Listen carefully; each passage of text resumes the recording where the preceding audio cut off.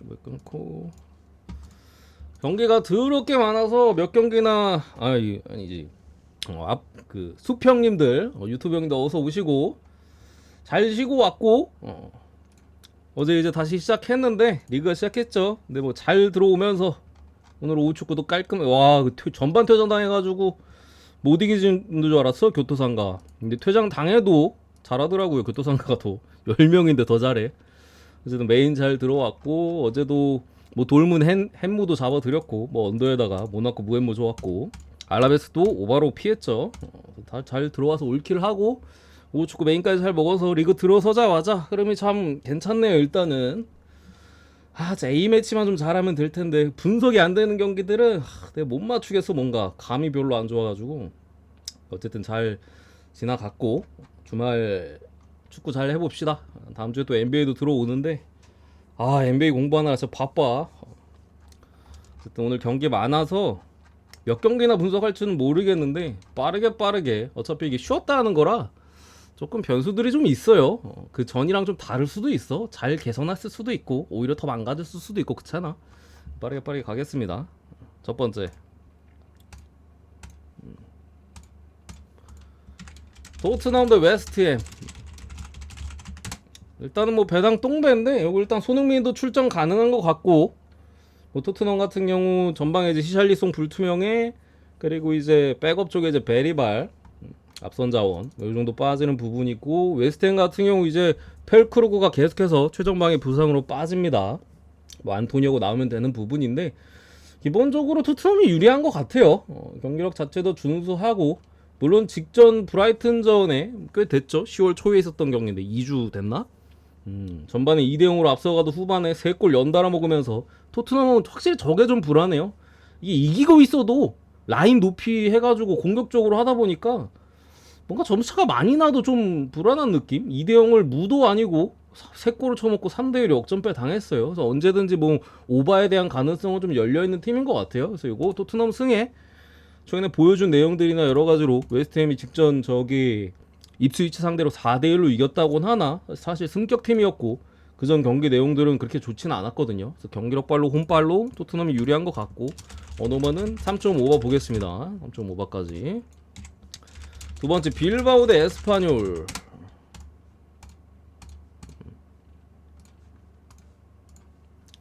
성희도 어서 오시고 자리하시고.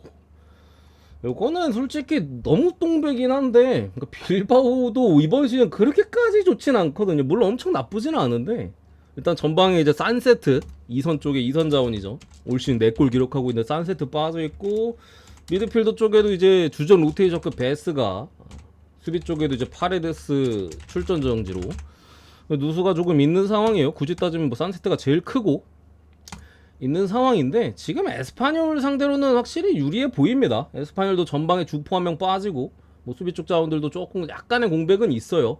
에스파뇰이 특히나 원정 경기에서 형편없는 경기 내용들이 자주 나오고 있고 이거 원정에서는 좀 극복하기 어렵지 않을까 싶은 부분들이 좀 있습니다. 빌바오가 올 시즌에 PK 실축이 진짜 많거든요. 직전 지로나전도 2개인가 실축하고 지난번에 아니다 그건 베티스였나? 아무튼간에 뭐 그런 부분인데 좀 유리한 것 같다. 그래서 빌바오 승 가볍게 보겠습니다. 가볍게. 너무 똥배라 좀 그렇긴 해. 근데 이길 것 같긴 합니다. 경기 사이즈상 에스파뇰이 잘 못해가지고 이 사이즈로 보고. 세 번째 이제 코모 대 파르마.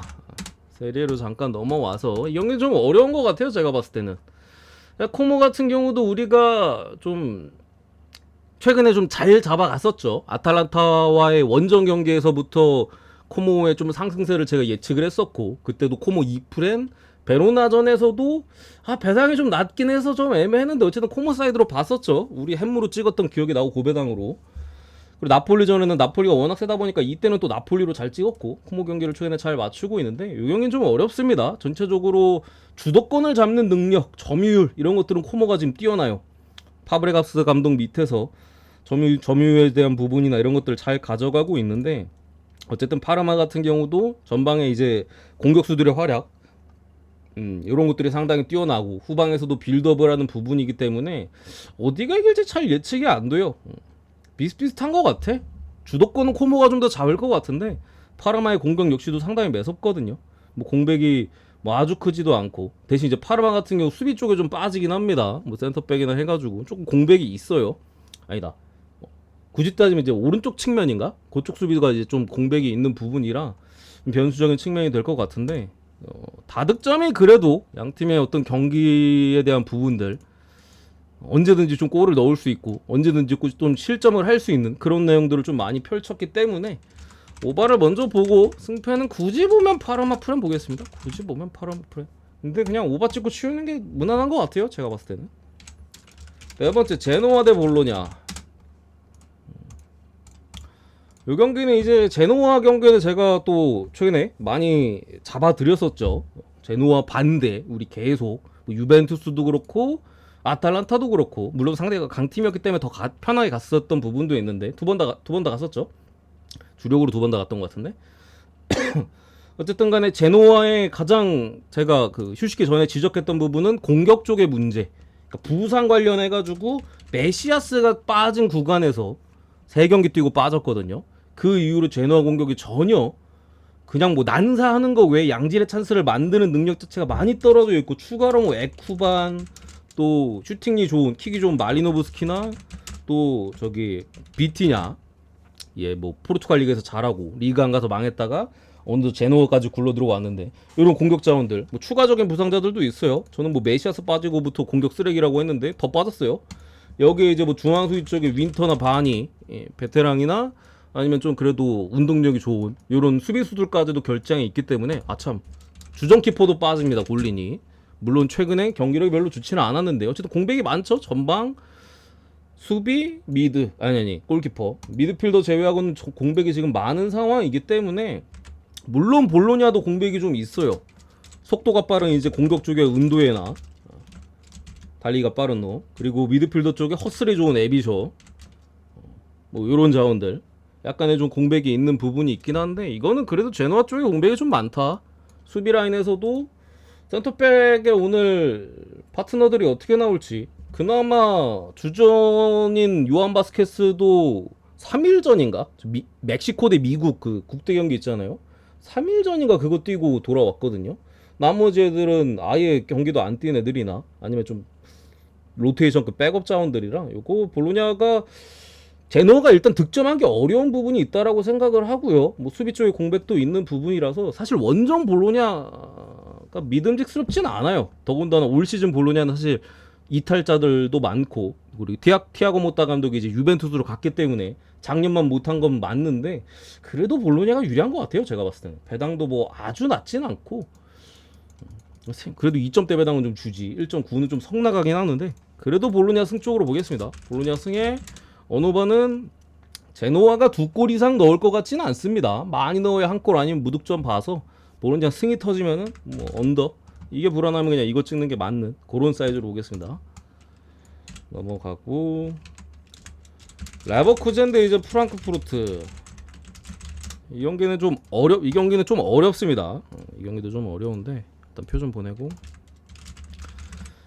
그러니까 좀 약간 그래요. 레버쿠젠 주도적인 경기 운영을 잘하는 팀이고, 프랑크푸르트는 역습에 능하거든요. 거기에 올 시즌에 프랑크가 어떤 역습에서 강점을 보여주는 부분은, 뭐 바이에른 뮌헨전 보신 분들은 아시겠지만 결국 전방 공격수들의 속도예요. 속도. 마르무시나 뭐 에키티케, 상당히 이제 빠른 자원들이 전방에 있기 때문에 순식간에 이제 상대 수비를 허물 수 있죠. 바이에른 뮌헨도 다 이긴 경기 마지막에 순식간에 역습당해가지고 결국 무승부를 또 띄웠었고, 그런 과정에서 또 실점도 있었고, 뮌헨의 상당히 높은 라인을 잘 공략을 했었기 때문에, 이것도 레버쿠젠이 굉장히 라인을 높게 가져가고 있고, 올 시즌에 어쨌든 레버쿠젠의 가장 큰 문제는 좀 수비거든요. 화력은 여전히 어느 정도 보여주고 있습니다만 역습 과정에서 실점이 좀 많은데, 이거는 조금 전술적인 포인트가 좀 중요할 것 같아요. 그러니까 약간 레버쿠젠이 붙어보자 하면은 다득점 양상으로 좀 갈만한 포인트도 있는데, 어떻게 보면 레버쿠젠이 프랑크푸르트 역습을 상당히 경계해서 안전하게 볼 돌리면서 최대한 그런 식으로 경기하면은 한 골 싸움으로 갈 수도 있어요. 그러니까 뭐 아예 한 골 싸움까지는 아니어도 뭐 1대1, 2대1 그런 식으로 할 가능성도 상당히 높거든요. 그래서 요거는 레버쿠젠의 지금 당장의 수비를 아주 믿을 수는 없는 포인트들 여러 가지 감안했을 때, 그래도 이 프렌이 조금 더 유리한 것 같긴 하다. 프랑크의 역습 득점할 만한 가능성들이 좀 높다라고 봐서 뭐 레버쿠젠이 뭐 마인을 하려면 아예 학살각으로 들어가야 되는데 프랑크 수비도 준수하게 하기 때문에 그럴 가능성보다는 한 점 차 승리 내지 다른 쪽의 변수가 더 큰 것 같아서 이 프렘 보겠습니다. 마인을 찍을 바에는 제가 볼 땐 이엠무가 맞는 것 같긴 해요. 그림상 아예 학살각까지 가기에는 수비가 좀 최근에 그래가지고 또 역습도 워낙 분데스리가에서 바이에른 뮌헨 빼고 역습이 가장 좋은 팀이 프랑크거든요 지금. 그래서 어려운 부분이 있지만 이렇게 봤고 호펜하임이랑 보움 이 경기는 그냥 3.5 오버 보고 치우겠습니다. 어쨌든 양 팀 다 뭐 분데스리가 팀들은 대부분 그래요. 뭐 특히나 이 두 팀 수비가 완전히 구대기 수준이고 보움이 그나마 공격적에서는 좀 골을 넣었는데 수비가 전혀 안 되는 모습이죠. 호펜하임 같은 경우도 뭐 지금 당장 수비 쪽에 약간 부상을 안고 있고 뭐 미드필더나 전방은 대체로 그래도 좀 건강하고 올 시즌 크라마리치가 또 골 잘 넣어주고 있기 때문에 이거 다득점 확률이 좀 높을 것 같아요. 다득점 확률이. 그래서 3.5 오버로 보겠습니다. 근데 배당 떨어졌네. 넘어가고 7번째인가? 프라이브루크 대 이제 아우크스부르크. 프라이브루크는 올 시즌 제가 계속 괜찮다라고 말씀드리고 있죠. 지금 4승 2패.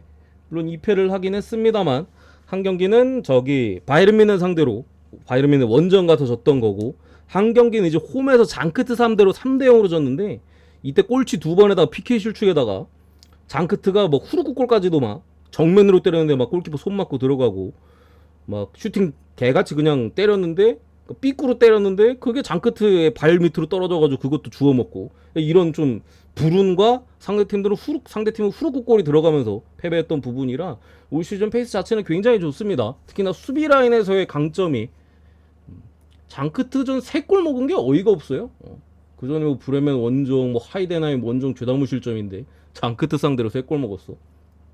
어쨌든 저건 좀 뽀록이 있었다 치는 부분이라 수비가 굉장히 좋은데 공격에 있어서는 조금 의문이 따르기는 해요. 지금 프라이브루크가 공격력은 약간 좀 그리포 좀 세트피스나 이런 부분에 대한 의존도도 좀 있고 한 부분인데 또 수비가 워낙 좋은 부분이고 아우크스가 센터백 쪽에 뭐 케빈 슐로트백에 대한 공백도 있고 아우크스부르크는 올 시즌 뻥 축구거든요. 그냥 무지성 크로스 계속 올려요. 계속 경합 붙여 그냥. 거기서 이제 좀 승부를 보고 생각보다는 그 단순 무식한 공격들이 효과를 발휘하기는 하는데 글쎄요 프라이브루크가 수비가 워낙 좋고 수비 쪽에서도 뭐 높이나 이런 부분이 크게 딸리는 팀은 아니기 때문에 그리고 아우크스가 생각보다 저기 A매치를 많이 다녀오긴 했습니다. 저기 뭐 아프리카 뭐 동유럽 북유럽 좀 오히려 독일 애들이 많거나 이러면은 독일은 워낙 세니까 아우크스 정도의 선수들이 독일 국대를 갈 리가 없잖아. 뭐 프라이처럼 독일 애들 많으면은 근데 저렇게 좀 아프리카나 좀 다른 외부 나라 애들이 많다 보니까 오히려 더 국대를 많이 다녀온 감도 있어요. 그래서 요거는 그래도 홈에서의 프라이브루크 믿어주도록 하겠습니다. 프라이브루크 승 넘어가고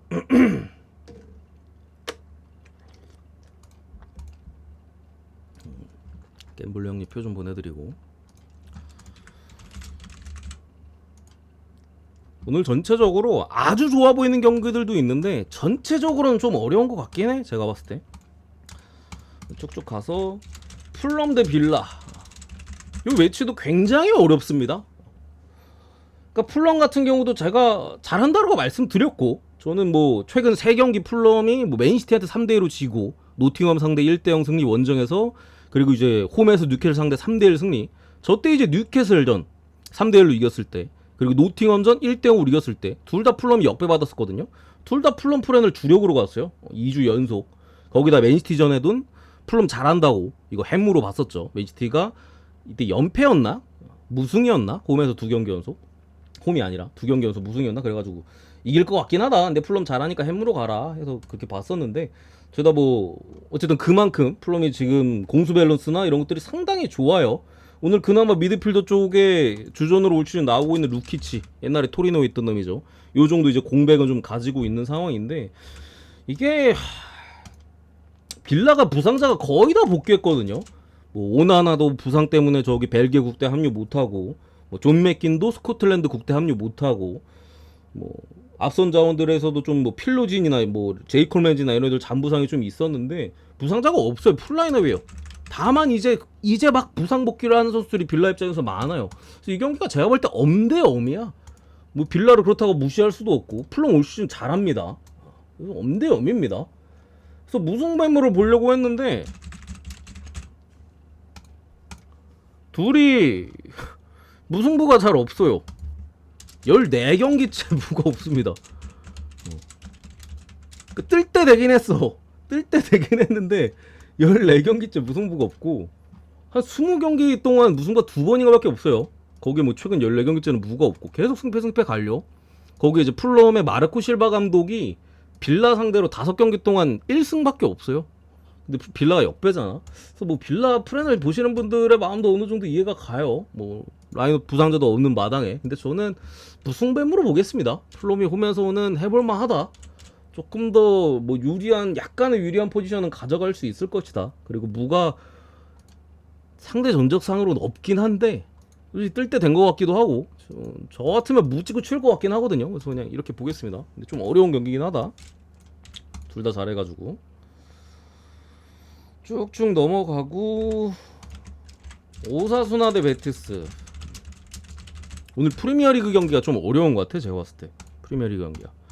오사수나 베티스는 일단은 베티스가 시즌 초반 제가 좀 부정적으로 얘기를 많이 했던 것 같은데 실제로 그때 성적도 별로 안 좋았죠. 뭐 알라베스랑 비기고 뭐 레알한테 당연히 지고 지로나랑 비기고 그죠? 초반에 무승으로 시작했네. 하나 둘 3경기 연장 무승으로 시작했네요. 무승으로 시작했던 부분인데 로셀소가 오고부터 확실히 살아났어요. 토트넘에서 로셀소를 임대인가 영입인가 헷갈리네.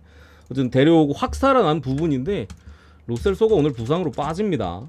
4주에서 6주인가 빠지는 부분이고 미드필더 쪽에 이제 윌리엄 카르발료 피지컬이 좋은 놈이죠.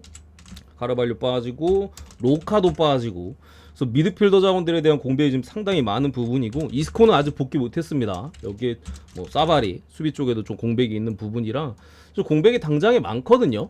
오사수나 같은 경우 거의 풀라인업을 유지하고 있고 올 시즌 지금 오사수나가 홈에서 아직 무패 행진 4승 1무인가 무패 행진을 달리고 있는 부분이 있는데 이게 제가 볼 때는 한 골 싸움으로 갈 만한 여지도 있어요. 베티스가 분명히 뭐 공백이 상당히 많고 특히나 올 시즌 지금 뭐 가장 중요한 선수인 로셀소가 빠진 상황이긴 한데 수비 자체는 괜찮거든요.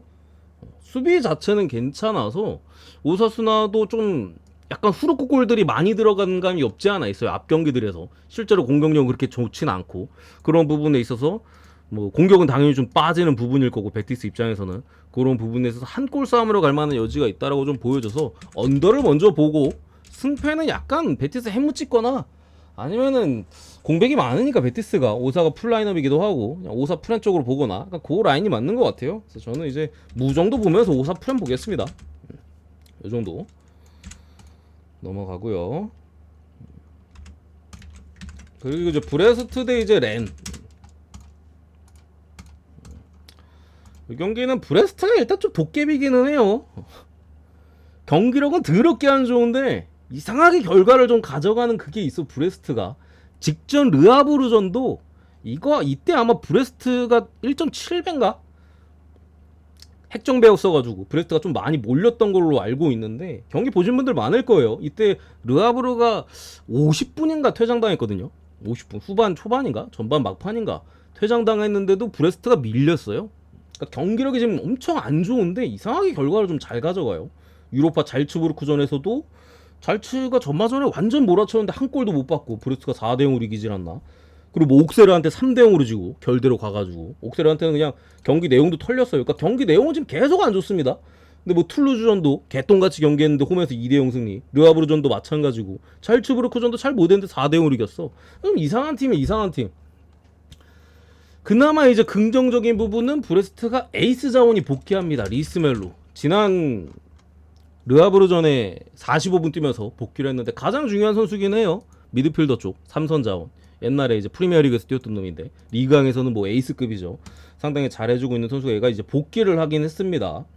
수비 쪽에 에이스, 측면 쪽에 에이스 자원 르코크는 여전히 빠져 있는 부분인데 어쨌든 뭐 이런 부분들 브레스트의 가장 큰 문제는 수비거든요. 그래서 이 경기는 제 생각에는 복귀했다 쳐도 지금 브레스트의 경기력을 감안했을 때 렌 상대로는 좀 어렵다라고 보고요.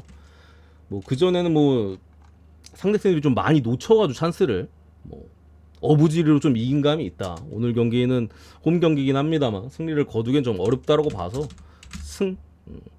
무 정도로 보험 쳐가지고 보고 언어반은 다득점으로 보겠습니다. 다득점으로 브레스트의 수비력을 감안했을 때 실점을 두 골까지도 두세 골 할 확률이 좀 높아 보인다. 그래서 승무 사이드에 오바 쪽으로 이렇게 보고요. 그리고 AC 밀란 대 우디네세. 이게 오랜만에 분석하니까 목이 좀 갈라 그러네. 이 경기는 그냥 간단하게 우디네세 2프레 볼게요. 우디네세 2프레. 그러니까 AC 밀란이 어떤 그 시즌 초반부터 사실 올 시즌에 새롭게 부임한 그 폰세카 감독과의 이제 선수단과의 좀 불화 이런 얘기들이 좀 많이 나왔었죠. 하파엘 레앙이나 뭐 테오 헤르난데스 이런 선수들과의 불화설도 막 좀 나오고. 근데 그럼에도 좀뭐 이기는 경기들 이기고 뭐 그 밀란 더비도 이기고 뭐 베네치아나 뭐 레체 상대로 대승도 좀 있었고 오락가락하는 모습이 있었는데 확실히 조금 뭔가 문제가 있는 것 같기는 해요. 직전 경기 피오렌티나전에 이제 AC 밀란이 원정에서 2대1로 패배를 했었거든요. 이때 AC 밀란이 PK를 2개를 놓쳤어요. 2개 다 놓쳤어. 이때 그 테오 헤르난데스가 생일이었어가지고 먼저 차는데 실축을 했고요. 그리고 하프타임에 감독이 야 우리 PK 키커 플리식이야. 너네 뭐하냐? 플리식이야. 근데 이거 생일이었어 이날. 생일이었어가지고 뭐 그런갑다 했죠. 플리식이라고 좀 그 강조를 하고 후반전에 PK를 하나 또 얻었어요. 그때 누가 차는지 알아? 에이브라함이 찼어. 감독이 우리 PK 키커 플리식이라고 대놓고 얘기했는데 다음에 에이브라함이 차서 실축 또 했습니다. 이게 좀 분위기가 이런 느낌이야. 이 PK 실축도 놀라운데 뭐 태우가 찼다가 실축하고 갑자기 감독이 야 우리 얘가 키커인데 왜 얘가 차냐 근데 후반에 잣가 에이브라함이 또 차고 또 실축했어. 그래서 좀 확실히 감독의 어떤 그런 선수단 장악 능력이나 이런 것들이 좀 많이 떨어져 있는 부분인 것 같아서 이거는 좀 밀란 쪽으로 쉽게 보기에는 똥배잖아. 더군다나 핸디로 가야 되는데 쉽지 않다라고 보여지고 우디네세는 전형적인 그런 팀입니다.